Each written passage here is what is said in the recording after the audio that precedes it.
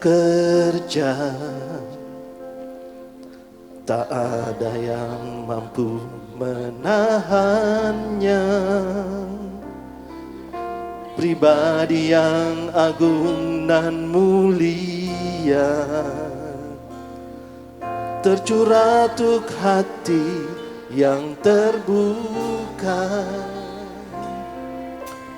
Bila rohmu berkarya, hati yang keras dilembutkan.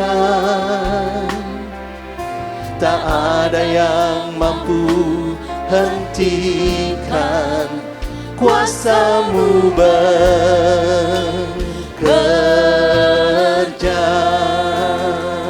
Ini waktu Roh Kudus penuhi setiap hati yang haus akan-Mu. Ku lakukan perkara yang mustahil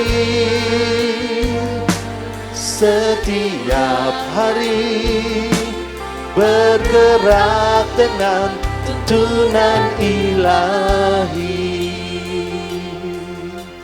Mari yang wanita saja naikkan pujian ini, katakan.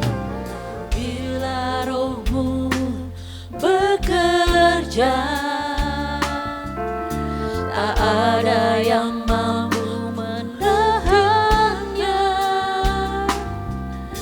Pribadi yang agung dan mulia,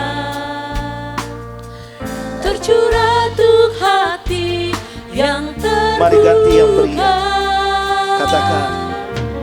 Bila rohmu berkarya, hati yang keras dilembutkan. Tak ada yang mampu hentikan. Sama-sama bilang.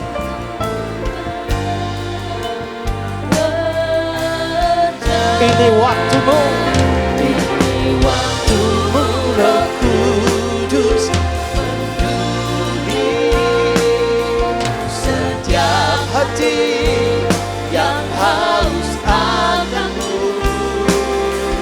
Ku lakukan perkara yang mustahil setiap hari. Amin. Bergerak dengan tuntunan ilahi. Mari bangkit berdiri saudara, katakan bersama. Ini waktumu Roh Kudus penuhi setiap hati yang haus akan-Mu. Ku lakukan perkara yang mustahil setiap hari, bergerak dengan tuntunan ilahi.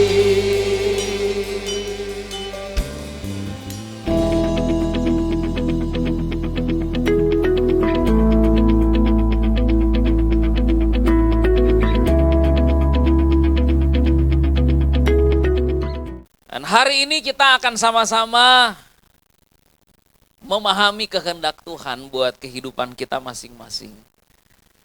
Tema yang saya berikan untuk pesan Tuhan hari ini adalah, ini musim anugerah, tidak lagi berdarah-darah. Katakan bersama-sama dengan saya, ini musim anugerah, tidak lagi berdarah-darah.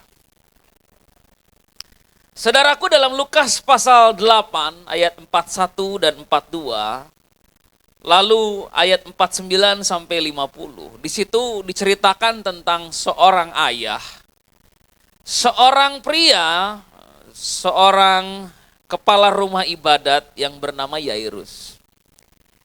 Dia tersungkur di depan kaki Yesus dan memohon kepada Yesus supaya Yesus datang ke rumahnya.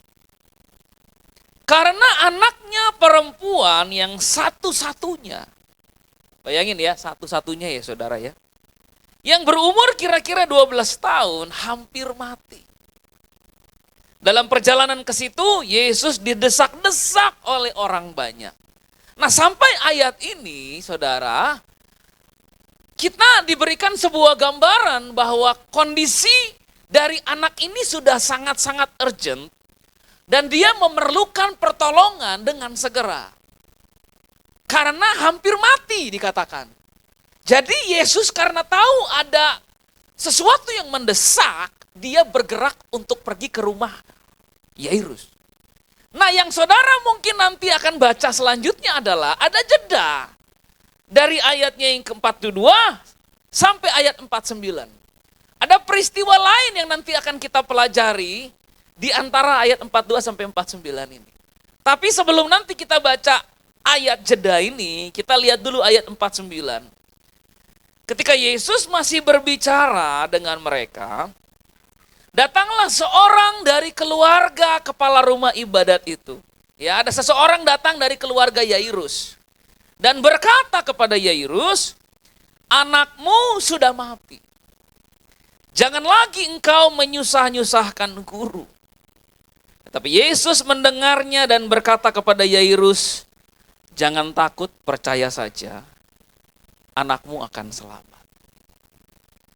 Nah, saya ingin memberikan saudara pengertian dulu bagaimana cara saudara bisa meresponi khotbah ya. Saya kasih ilustrasi, ada yang namanya konsultan kesehatan, ada yang namanya dokter. Nah, konsultan kesehatan itu punya tugas memberikan kepada saudara langkah-langkah hidup sehat. Konsultan kesehatan nggak menyembuhkan saudara karena mereka lisensinya cuman memberikan kepada saudara langkah-langkah untuk hidup sehat. Tapi ada yang namanya dokter. Dokter punya tugas untuk menyembuhkan orang yang sakit. Nah, saya ingin bertanya kepada saudara hari ini, bagaimana cara saudara ingin meresponi khotbah pada sore hari ini? Apakah saudara ingin meresponi khotbah sebagai seseorang yang ingin belajar? Atau saudara ingin meresponi khotbah sebagai orang yang ingin disembuhkan dan dipulihkan? Dua-duanya nggak ada yang salah, kebutuhan saudara aja yang di mana. Amin. Tapi ada mungkin di antara kita yang sekarang datang ke sini dan Anda perlu lebih daripada sekedar mendengar khotbah. Anda perlu sembuh. Anda perlu pulih. Anda harus meninggalkan gereja ini dalam keadaan pulih. Anda nggak boleh cuma sekedar mendengar khotbah dan saya tahu lalu pulang. Karena khotbah hari ini saya tajukan untuk orang-orang yang ingin disembuhkan. Ingin meninggalkan perjalanan mereka yang berdarah-darah itu dan mengambil komitmen untuk mulai masuk ke dalam pengalaman yang supernatural untuk berjumpa dengan anugerah Tuhan. Amin. So, pilih saudara ingin meresponi khotbah ini bagaimana? Karena itu pilihan saudara. Tetapi lewat kisah ini kita belajar bahwa kadang perjalanan kita berdarah-darah bukan karena kita. Kalau saudara tanya sama Yairus, gimana kabarnya Pak? Dia akan menjawab baik-baik saja. Gimana kehidupan Bapak? Baik-baik saja. Gimana kerjaan Pak? Baik-baik aja kerjaan saya. Tapi kalau saudara tanya gimana anak Bapak? Dia akan bilang, Pak, anak saya yang jadi pergumulan saya. Kalau saudara tanya sama Yairus dan istrinya, gimana pernikahan kalian? Baik-baik saja. Gimana anak-anak? Contohnya, baik-baik aja, anak-anak baik-baik. Gimana mertua? Ah, itu masalah saya di situ, Pak. So kadang kita ini berdarah-darah bukan karena kita punya masalah. Tapi orang-orang di sekeliling kita. Mereka yang membuat kita berjalan dengan berdarah-darah. Buat Yairus, anaknya yang membuat dia harus tertatih-tatih. Melangkah dan mencari Yesus.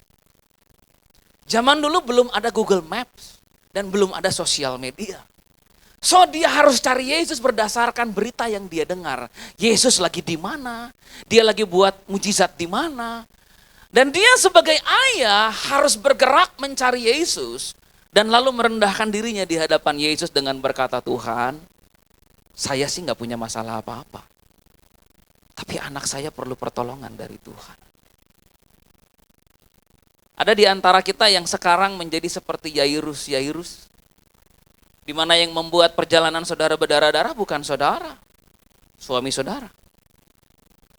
Saudara sih nggak perlu pertolongan kelihatannya. Suamimu yang perlu pertolongan itu. Saudara mungkin nggak perlu didoakan. Tapi mungkin anak-anakmu dan pernikahan mereka yang perlu didoakan. Karena mereka yang sekarang sedang membuat Anda berdarah-darah. Mereka yang membuat Anda bergumul setiap hari, menangis, berdoa, merindukan Tuhan melakukan sesuatu. Dalam hidup ini kadang memang kita ini nggak punya masalah. Kita ini aman-aman aja. Tapi karena kita hidup dan dalam hidup kita ada orang-orang yang kita kasihi. Apa yang terjadi terhadap mereka, terjadi juga sama kita. Ada di antara saudara yang sekarang seperti Yairus? Di mana saudara sedang melewati sebuah perjalanan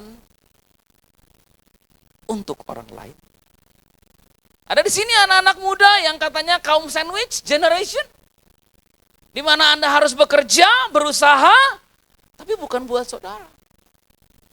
Buat keluarga yang harus saudara pelihara. Saudara masih muda, saudara mungkin sedang meniti karir, saudara mungkin sedang berjuang dengan usaha saudara, tapi uangnya habis. Habis bukan buat saudara. Bukan buat subscribe Netflix, bukan. Uangnya habis buat siapa? Buat pelihara keluarga. So sebenarnya kalau kita mau, kita bisa nggak berdarah-darah? Bisa. Tinggalin aja keluarga, gampang kan? Kalau ada orang tua butuh, bilang aja, "Ma, sorry ya, saya nggak bisa bantu ya." Bisa. Kalau ada anak kita yang sedang mengalami masalah, kan kita bisa bilang begini, "Gua pecat lo jadi anak." Gampang kan? Tapi Yairus ada dalam sebuah situasi di mana dia harus berjuang buat anaknya. Karena bagi dia, perjuangan ini adalah perjuangan yang harus dia gumuli. Ada banyak di antara kita yang sekarang mungkin berdarah-darah sepanjang 2024, sebenarnya bukan karena kita. Tapi Anda harus berdarah-darah karena keluarga Anda. Buat saudara hari ini Tuhan ingin menyatakan anugerahnya. Amin. Saudara, kalau kita lihat berita ini, Yesus itu mau berjalan untuk pergi ke rumah Yairus. Nah, dalam perjalanan dia pergi ke rumah Yairus, saudara, yang saya bilang tadi ada jeda antara ayat 42 dan 49. Itu peristiwanya tentang apa? Itu peristiwanya tentang seorang perempuan yang sakit pendarahan 12 tahun. Dan dia ingin sembuh. Karena dia ingin sembuh, dia bilang dalam hatinya, kalau saya jamah jubah Tuhan Yesus, saya akan sembuh, dia bilang. Nah, ketika Yesus dalam perjalanan mau ke rumah Yairus, itulah perempuan ini menjamah jubah Yesus itu. Sehingga perjalanan Yesus berhenti sejenak. Dan dia mulai bertanya, siapa yang menjamah aku? Saudaraku, sebenarnya anak Yairus ini lagi butuh pertolongan. Dia lagi dalam situasi yang urgent. Saudara pernah tidak ke rumah sakit? Karena saudara membawa keluarga saudara masuk IGD.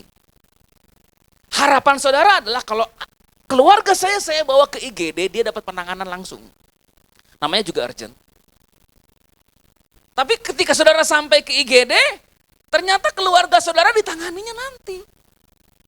Ada yang lain dulu, Bu, ini kasihan sakit kepala udah 2 hari. Alah, cuma sakit kepala doang, Pak, gak bakal mati.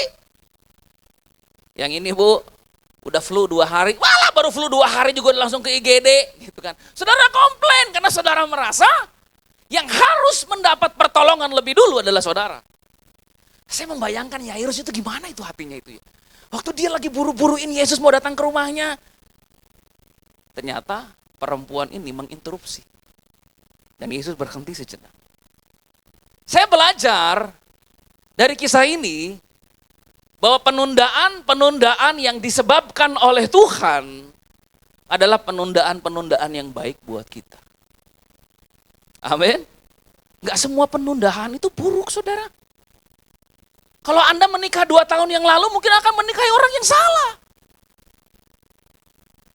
Kalau Anda tahun lalu memutuskan untuk pergi ke Kamboja, mungkin gak balik-balik.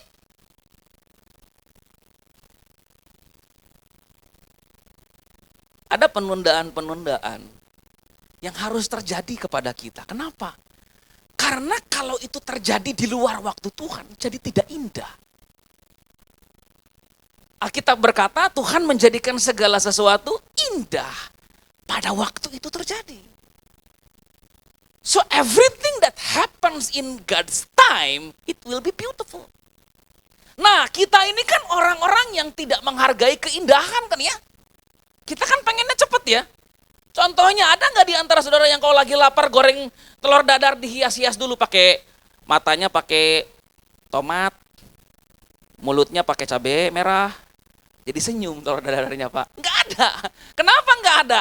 Karena kita nggak peduli dengan keindahan kalau kita lagi butuh sesuatu secara segera. God still care about beauty and wonderful things. Dia nggak mau cuma menggenapi tujuannya dalam hidup kita. Dia mau itu terjadi dan itu menjadi indah. Kita nggak peduli dengan keindahan apalagi zaman sekarang. Kita pengennya semua jadi aja. Tapi Tuhan tuh dia ingin keindahan. Dia ingin apapun yang digenapi dalam kehidupan umatnya itu menjadi sebuah kesaksian yang indah. Itulah sebabnya ketika dia menunda perjalanannya ke rumah Yairus, berita menyatakan bahwa anaknya mati, saudara. Tadinya cuma sekarat. Karena Yesus menunda perjalanannya, mati anaknya. Dan ketika anaknya mati, anggota keluarganya datang sama Yairus dan dia bilang, it's too late. Udah terlambat. Kamu gak usah nyusahin Yesus lagi datang ke rumah kamu. Tapi tahu saudara, Yesus bilang apa? Jangan takut, percaya saja. Saya harap hari-hari ini kita akan mulai berkata kepada Tuhan, jadikan aku indah yang kau pandang mulia, seturut karyamu di dalam hidupku. Ajarku berharap hanya kepadamu, taat dan setia kepadamu, Tuhan. Kita nggak mau yang indah-indah. Bagi kita, zaman sekarang, keindahan sudah tidak lagi kita kejar. Tetapi Tuhan, dia tetap ingin apapun yang dia jadikan sungguh amat baik. Ketika Tuhan lihat pekerjaannya dalam hidup saudara, dia mau berkata begini, sungguh amat baik. Dan akhirnya ketika kita sadar ini, kita akan mulai berkata begini, Tuhan, make it beautiful. Pernikahan saya ini udah berdarah-darah Tuhan. Benar-benar menjalaninya ini kok nggak bagus sekali kelihatan sama orang. Malah orang lihat jelek banget keluarga kamu, jelek banget pernikahan kamu.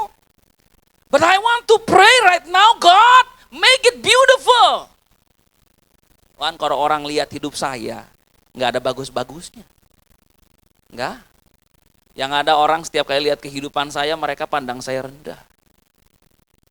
Tapi doa saya hari ini adalah make it beautiful. Jadikan aku indah. Jadikan hidupku indah, Tuhan. Amin. Amin. Saudaraku, saya ngerti kenapa kita udah gak lagi menghargai keindahan dalam hidup.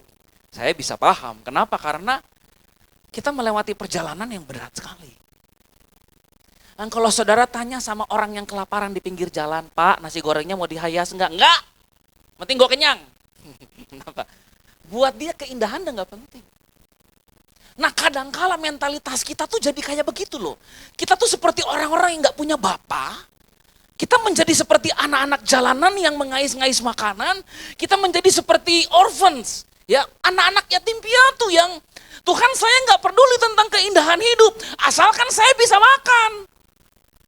Saya gak peduli Tuhan mau jadikan hidup saya indah. Yang penting Tuhan tolong saya.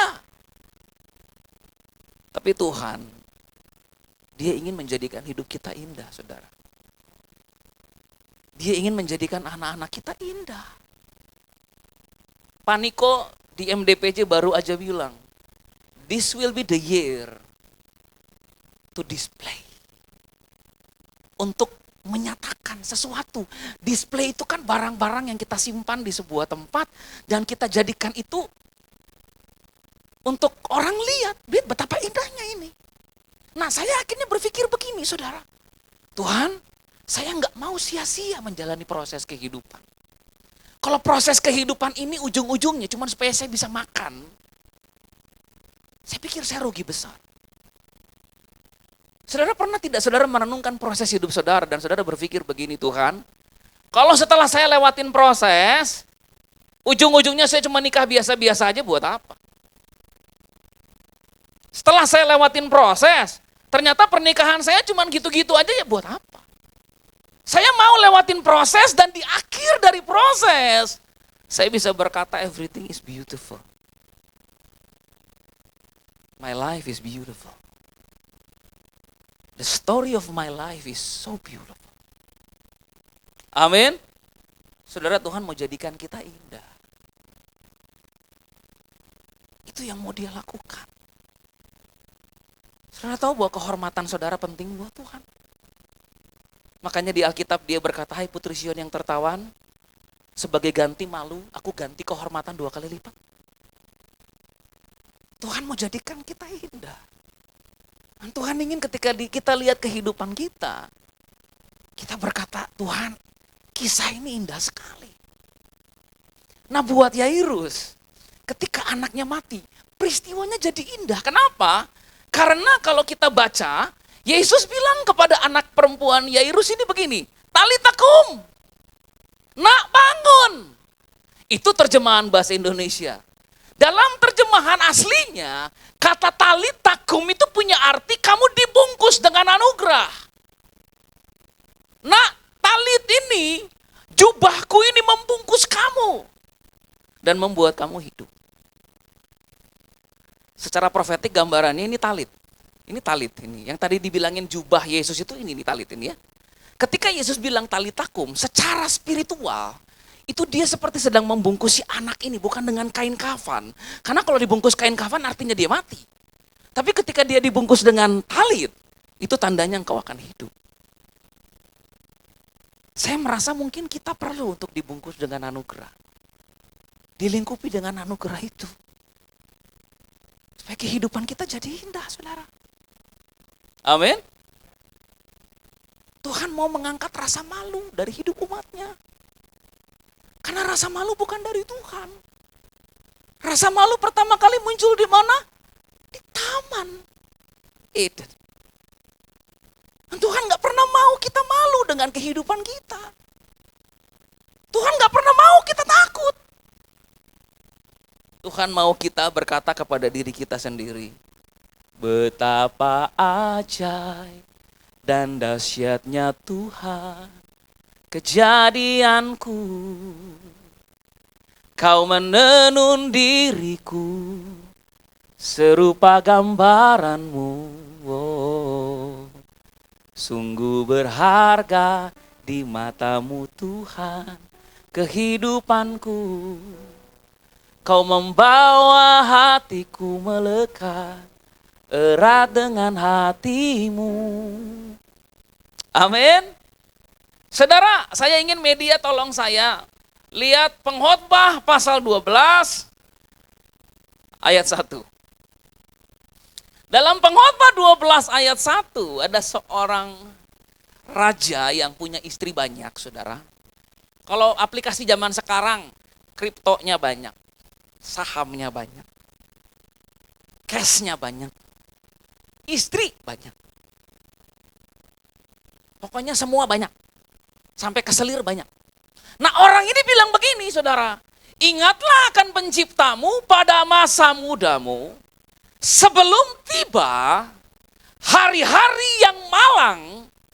Dan mendekat tahun-tahun yang kau katakan. Tidak ada kesenangan bagiku di dalamnya.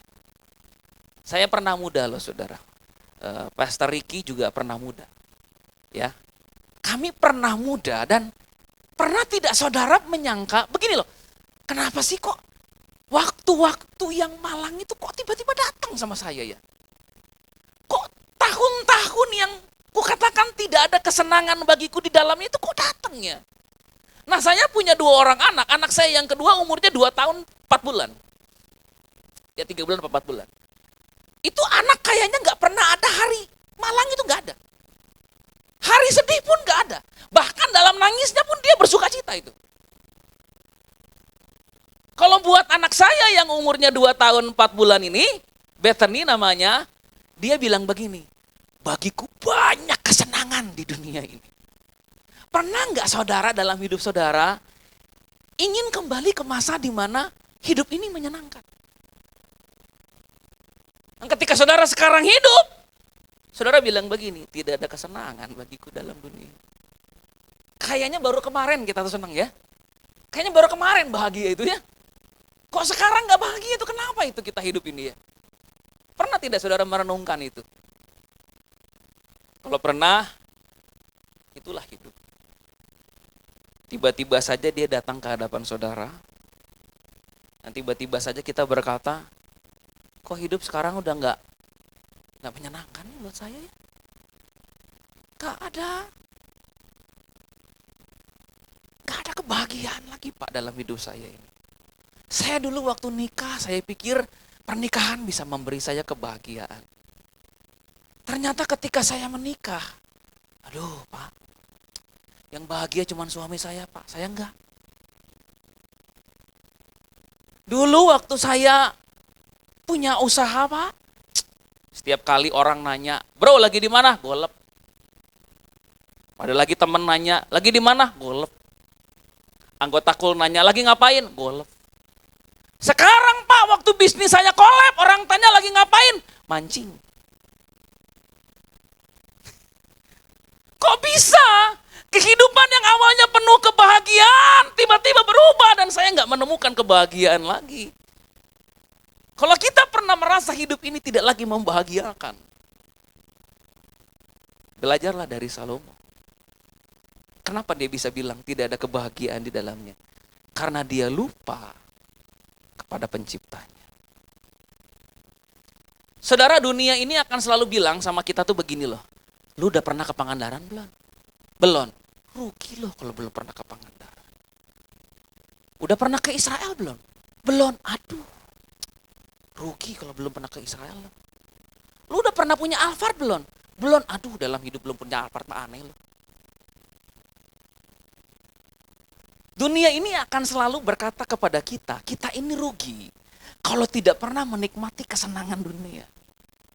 So karena kita merasa rugi kalau saya nggak pernah menikmati kesenangan dunia, kita kejar kesenangan itu. Sebagai akibat dari pengejaran kita akan kesenangan dunia, berdarah-darahlah perjalanan kita. Ternyata kita sadar pernikahan itu nggak pernah kita jalani untuk kita bahagia. Karena kalau saya kejar kebahagiaan dalam pernikahan Pak, tuh kebahagiaan malah sembunyi Pak. Tapi waktu saya kejar Tuhan dalam pernikahan, kebahagiaan datang. Waktu saya coba kejar kesenangan dalam bisnis Pak, nggak kemana-mana itu kesenangan hilang. Tapi waktu saya mulai kejar Tuhan dalam bisnis saya, kebahagiaan itu datang sama saya. Ternyata kesenangan itu kalau makin dikejar, makin kerja, makin lari dia. Tapi kalau kita nggak kejar dia dan kita mulai kejar Tuhan, dia datang. Kenapa kita berdarah-darah dalam menjalani hidup? Mungkin karena kita mengejar hal yang salah selama ini. Saudara, kalau saudara belum pernah tur keliling Eropa, saudara nggak rugi apa-apa. Nggak rugi. Tapi Alkitab berkata apa?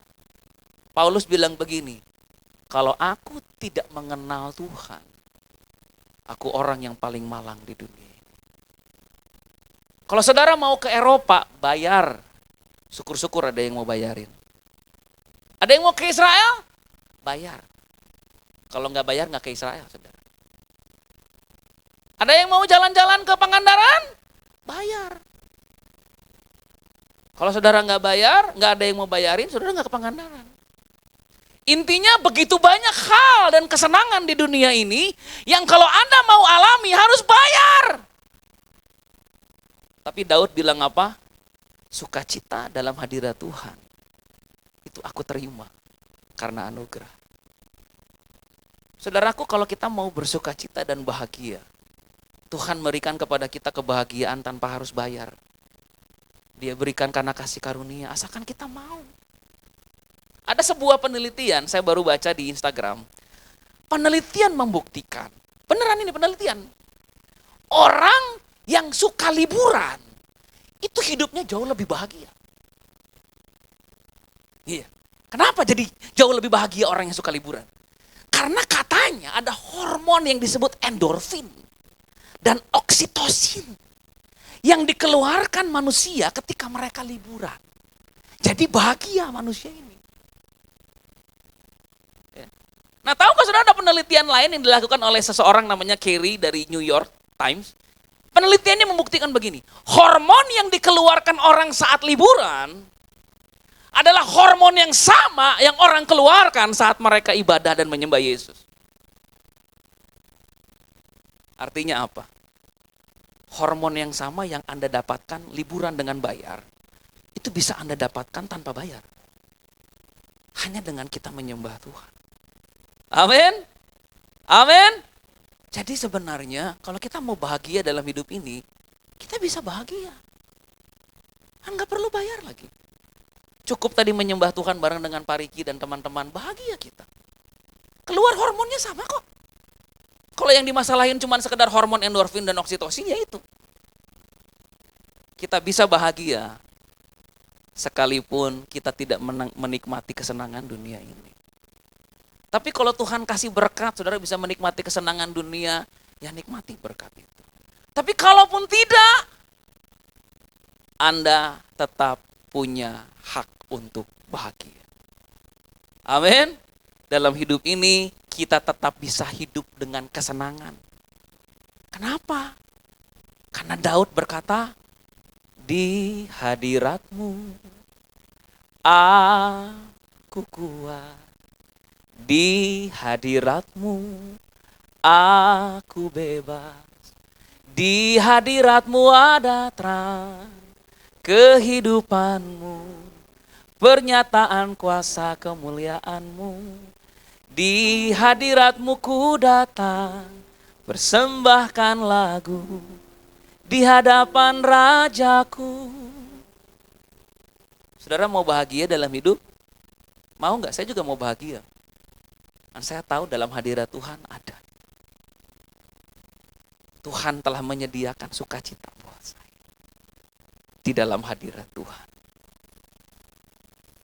Apa yang bisa membuat perjalanan kita menjadi berdarah-darah? Dalam Lukas 8 ayat 43, ada seorang perempuan yang sudah 12 tahun menderita pendarahan dan yang tidak berhasil disembuhkan oleh siapapun. Saudara, 12 tahun dia sakit pendarahan dan tidak berhasil disembuhkan oleh siapapun. Katakan siapapun.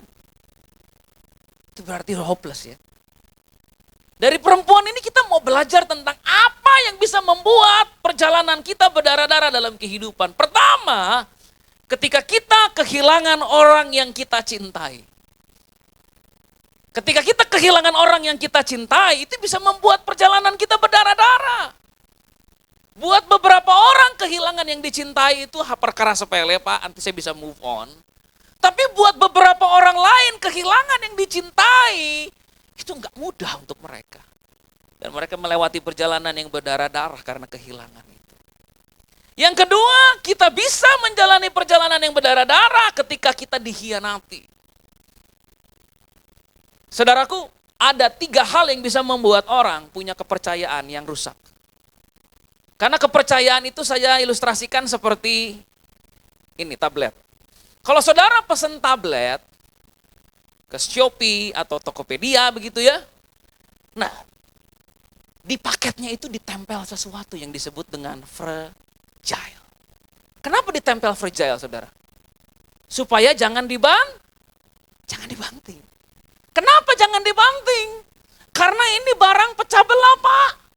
Kalau dibanting, dia pecah. Sama dengan kepercayaan kita. Ketika Anda memilih menikahi seseorang, Anda memberikan kepercayaan Anda yang rapuh ini kepada seseorang. Dengan harapan dalam perjalanan pernikahanmu, engkau tidak akan pernah dibanting-banting kepercayaannya. Apa daya ketika kita menikah, kepercayaan kita dibanting-banting sama orang ini. Kepercayaan yang sudah terus rusak itu, pecah itu memulihkannya lagi susah.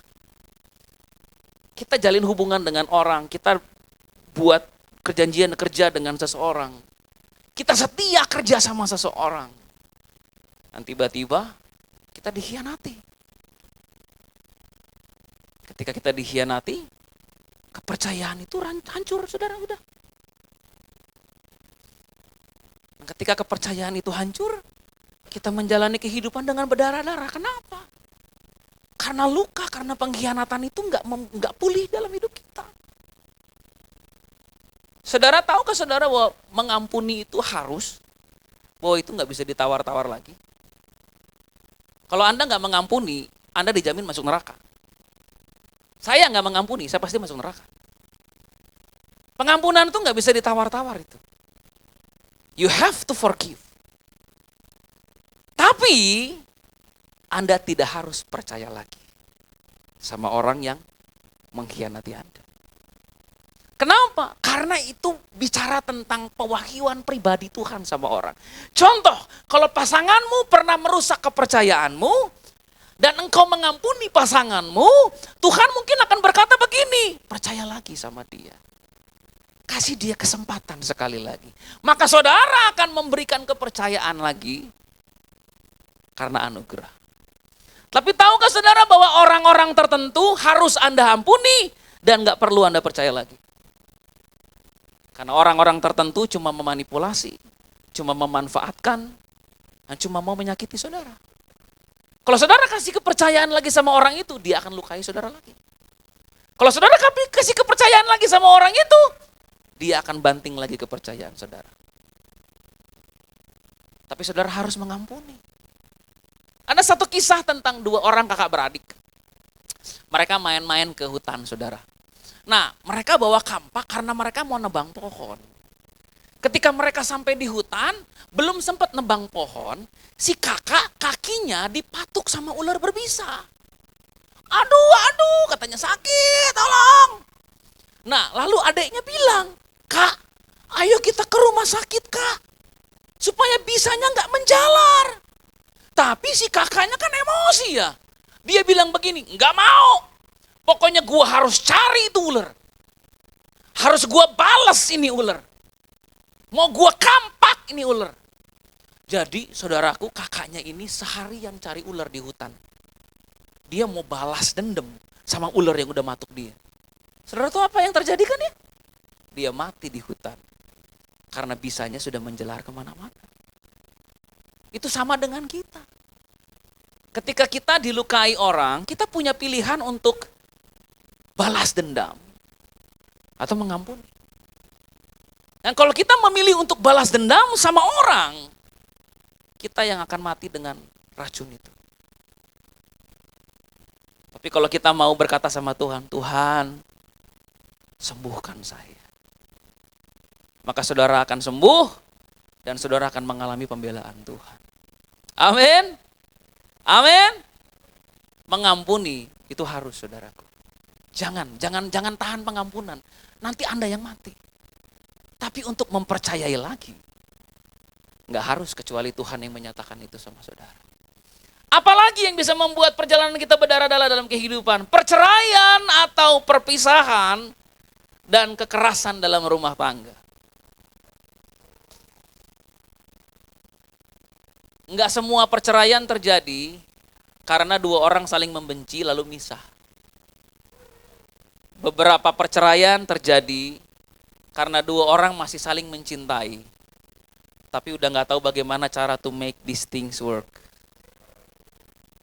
So, ketika kita mengalami perceraian dan perpisahan, itu bisa membuat kita terluka amat dalam. Dan secara psikologi kita kehilangan identitas kita dan siapa diri kita. Ketika kita mengalami kekerasan dalam rumah tangga, itu bisa membuat kita berdarah-darah dalam perjalanan hidup. Saya melayani di Surabaya, saudara, ketika sesi altar call, ada satu ibu di barisan keberapa saya lupa. Saya lihat dia udah begini aja. Saya pikir kenapa ibu ini ya? Terus Ketika dia sampai ke depan, saya tanya, ibu kenapa ibu? Gitu. Ibu kenapa? Terus dia bilang, Pak, tolong doain saya Pak. Iya, kenapa ibu? Saya takut sama suami saya Pak. Dia bilang, takut sama suami ibu kenapa emang? Saya suka dipukul Pak, disiksa Pak di rumah Pak.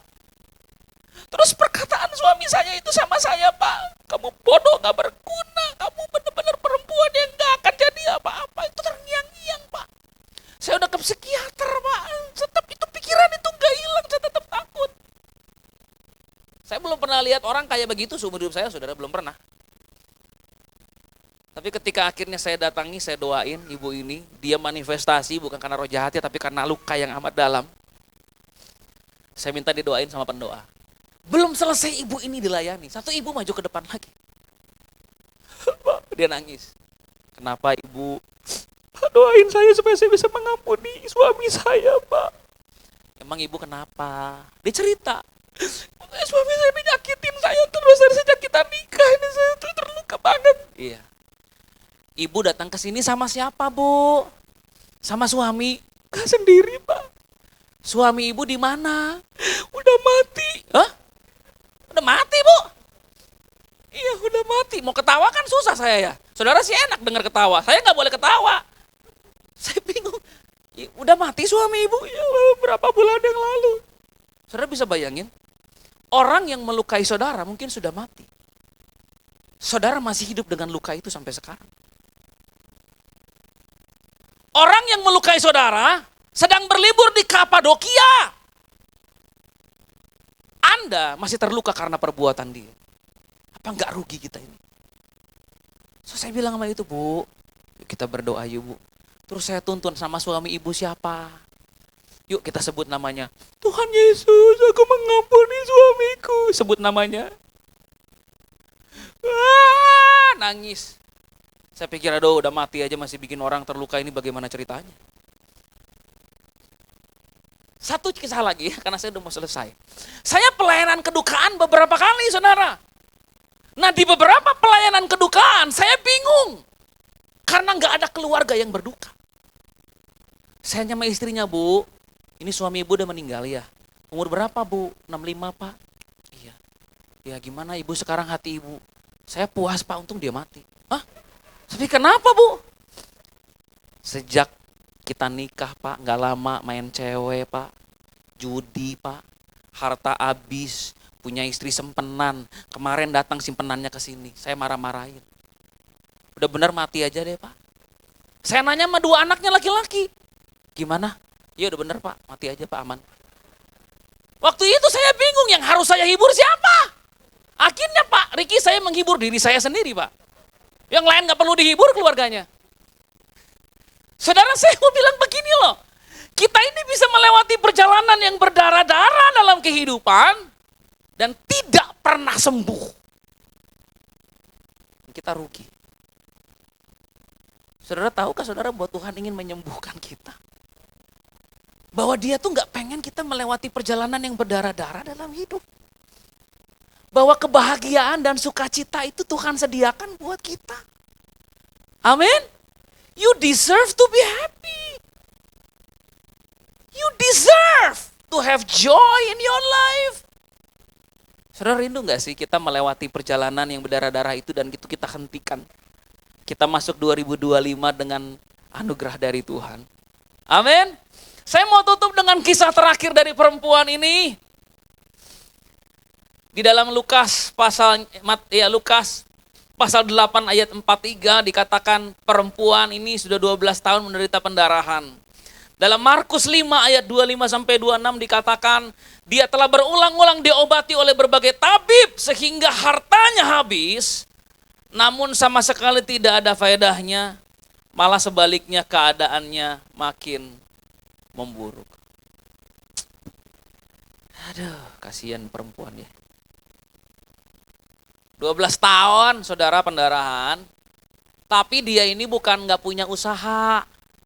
Dia ini udah usaha saudara, sampai hartanya habis.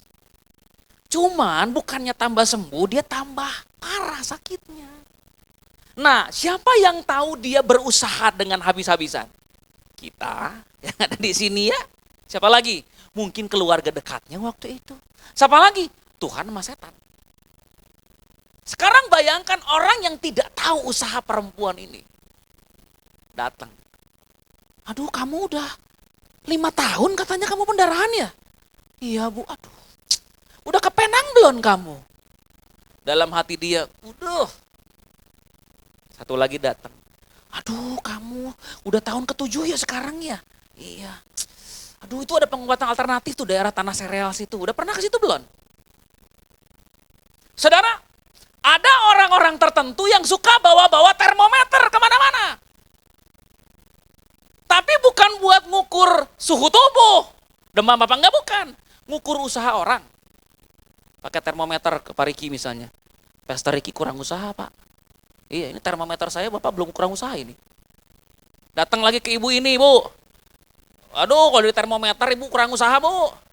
Makanya ibu nggak maju-maju. Bapak yang baju merah ini ya, kurang usaha, pak. Kurang usaha, jadi nggak sukses.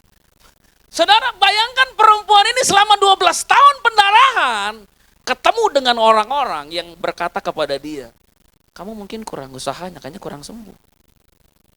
Kamu mungkin kurang doa. Kamu mungkin kurang puasa kamu. Kalau kamu sih kurang ganteng. Kamu mungkin, kamu kurang ke gereja kayaknya ya. Harusnya nggak cuma sekali seminggu. Senin, Selasa, Rabu, Kamis, Jumat, Sabtu, Minggu ke gereja kamu. Perempuan ini sudah berusaha segalanya, saudaraku. Tapi memang waktu Tuhan belum terjadi atas dia. Saya ingin berkata kepada saudara hari ini, memang orang yang gak mau usaha itu ada di dunia ini, gak mungkin gak ada. Tapi itu kan cuma sebagian kecil. Kita di sini kan pasti usaha dalam hidup, benar gak sih? Cuma pintunya aja kan belum kebuka kan? Waktu Tuhan itu loh belum nyata itu, waktu Tuhan itu belum dinyatakan atas kita. Tapi kita sudah berusaha sepanjang 2024. Untuk pernikahan kita, untuk anak-anak kita, untuk keuangan kita, untuk bisnis kita, untuk karir kita, untuk pelayanan kita, untuk diri kita sendiri, untuk keluarga besar.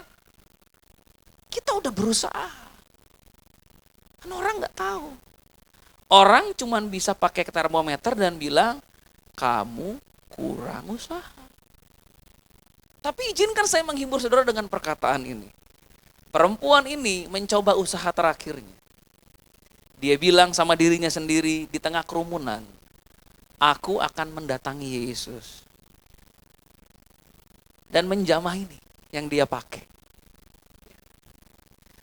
Kalau aku jamah ininya aja nih, ini yang ujungnya ini. Karena yang dia mau jamah cuma ujungnya doang. Ini aja. Kalau aku bisa jamah ini aja, aku sembuh. Pada saat itulah usaha manusia bertemu dengan anugerah Allah. Pada saat itu mujizat terjadi. Izinkan saya berkata begini sama saudara sebagai penutup, usahamu akan bertemu dengan anugerah Allah itu. Akan bertemu dengan waktu Tuhan itu. Dan pada saat itu terjadi, mujizatmu akan dinyatakan. Saudaraku, jangan menyerah dalam hidup. Jangan. Tuhan tahu kok, saudara udah berusaha. Tuhan gak pernah pandang rendah usaha kita. Cuma memang waktu Tuhan ini yang kita gak paham. Dan Tuhan mau selama kita masih usaha, kita bergantung kepada anugerah Allah itu. Amin. Amin. Istri-istri hargai usaha suami. Suami hargai usaha istrinya. Ya. Orang tua hargai usaha anak-anak. Mereka udah berusaha. Cuma kalau waktu Tuhan belum dinyatakan, ya belum kebuka pintunya. Perempuan ini mencoba terakhir kali dan puji Tuhan. Itu masa di mana anugerah Allah sedang dinyatakan. Dan akhirnya dia sembuh. Saya percaya 2025 adalah tahun di mana usaha kita berjumpa dengan waktu Tuhan itu. Amin. Amin. Tuhan buka jalan, Tuhan beri pertolongan, Tuhan beri mujizat buat kita semua. Mari kita bangkit berdiri dan beri kemuliaan buat Tuhan Yesus, saudaraku. Mari kita angkat kedua tangan kita, janganlah hatimu bimbang. Tuhan memberkati engkau dan melindungi engkau. Tuhan menyinari engkau dengan wajahnya dan memberikan engkau kasih karunia. Tuhan menghadapkan wajahnya kepadamu dan memberikan engkau damai sejahtera. Diberkatilah saat ini sampai kedatangan Yesus yang kedua kalinya untuk menjemput kita masuk dalam kehidupan yang kekal selamanya. Mari kita percaya sama-sama katakan, amin.